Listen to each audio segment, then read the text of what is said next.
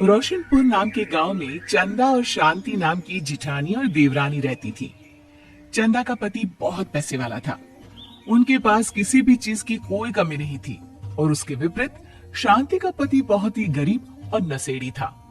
शांति चंदा के घर में काम करके अपना घर चलाती थी। भाभी, घर पर खाने के लिए कुछ भी नहीं है। अगर आप थोड़ा खाना दे पाए तो बहुत मेहरबानी होगी। मुझे जो भी पैसे मिलते हैं वो तो आपके देवर नशे में उड़ा देते हैं। ये तुम लोगों का ना रोज रोज का ड्रामा हो गया है। अब देवर जी कमाते नहीं है तो मैं क्या करूं? तुम्हारा पति तो तुम्हारी सारी कमाई दारू में उड़ा देता है। रहने दो भूखा उसे।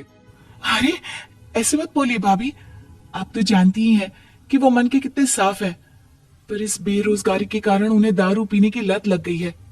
अरे अपना ये रोना गाना बाद में कर लेना, पहले काम निपटा ले घर का। मेरा और टाइम खराब ना कर। जा गेहूं पीस ले, फिर तुझे कपड़े भी धोने हैं। शांति रसोई घर में जाकर गेहूं पीसने लगती है। पीसते पीसते कुछ गेहूं वहां कपड़ों में गिर जाते हैं, जिसे देखकर उसके दिमाग में एक आइडिया आता है। क्यों ना ऐसी ही थोड़ी गेहूं मैं अपने पल्लू में बांधकर घर ले जाऊं, फिर एक बर्तन में जमा कर लूंगी और उसे पीसकर रोटी बना लूंगी। कुछ दिन तो ऐसे ही चलता रहा, मगर फिर एक दिन चंदा ने शांति को ऐसा करते हुए देख लिया। अरे पहले तो मुझे लगा तुम लोग बस गरीब हो, पर तुम लोग तो चोर भी हो। चोरनी कहीं की। मुझे तो लगता था तू गेहूं पिसती है, पर तू तो अपने पल्लू में गेहूं छुपाकर ले जाती है। निकल मेरे घर से। मुझे माफ कर दो भाभी, हमारे पास खाने के लिए एक दाना तक नहीं था, इसलिए मुझे ये सब करना पड़ा। अरे तुम लोग मेरे रिश्तेदार हो, इसीलिए दया कर तुझे मैंने अपने घर पे काम पर रख लिया। पर तू और तेरा पति हमारे खानदान का नाम मिट्टी में मिलाने पर उतारू हो चुके हैं।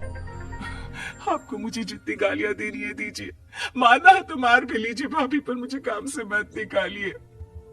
परिवार की बात है, वरना कोई और ऐसा काम करता ना तो धक्के मार कर कब से घर का बाहर निकाल दिया होता। रोते रोते शांति अपने घर चली जाती है, जहाँ उसका नशेड़ी पति कहता है, अरे कहाँ रह गई थी कामचोर? इतनी देर क्यों कर दी? आज पैसे लाई कि आज भी खाली हाथ वापस आ गई है? अपने हाथ दिखा। जरूर पैसे छुपा लिए ताकि मैं दारू ना पी पाऊं।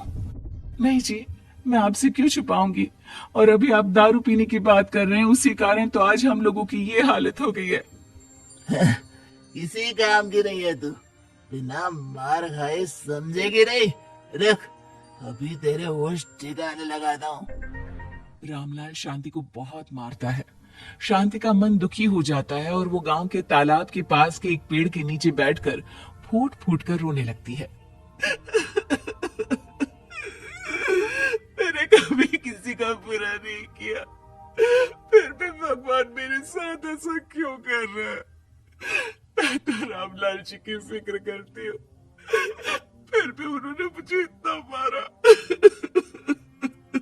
तभी उसे एक आवाज सुनाई देती है, रोने की कोई जरूरत नहीं है बेटी, चिंता क्यों करती हो? हाँ, ये आवाज कहाँ से आ रही है? शांति अपने आसपास देखती है, उसे कोई नहीं दिखता।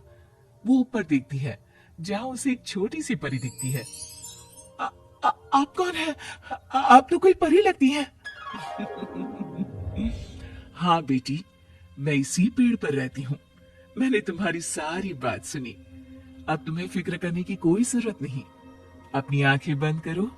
शांति आंखें बंद करती है और जादुई परी अपनी छड़ी घुमाती है। उसकी छड़ी घुमाते ही पेड़ के सारे पत्ते सुनहरे रंग के हो जाते हैं। परी उनमें से एक पत्ता तोड़ लेती है और फिर से अपनी छड़ी घुमाती है, जिसके कारण सारे पत्ते पहले की तरह साधारण से दिखने लगते हैं। आंखें खोलो बेटा। लो, इस पत्ते को ले जाकर अपने तकिए के नीचे रख देना। ये तो एक साधारण पत्ता है, इससे क्या होगा? ठीक है, अगर आप कहती हैं तो मैं इसे रख लेती हूँ। शांति उस पत्ते को लेकर अपने घर जाती है और अपने कमरे में तकिए के नीचे रखकर सो जाती है। सपने में उसे वही पेड़ वाली जादुई परी दिखाई देती है। बोलो शांति, क्या चाहिए तुम्हें? मैं चाहती हूँ हम बहुत अमीर हो जाए और मेरे पति नशा करना छोड़ दे, उन्हें कोई काम भी मिल जाए। कल जब तुम सुबह नींद से जागोगी, तुम्हारी इच्छा पूरी हो गई होगी। अगली सुबह शांति नींद से जागती है, अपने आसपास का नजारा देखकर चौंक जाती है। उसके बिस्तर पर चारों तरफ सोने चांदी रखे हुए थे। हे भगवान, कहीं मैं सपना तो नहीं देख रही? इतना सारा सोना, वो भी मुझ गरीब के पास। रामलाल जी को बताती हूँ, वो बहुत खुश होंगे।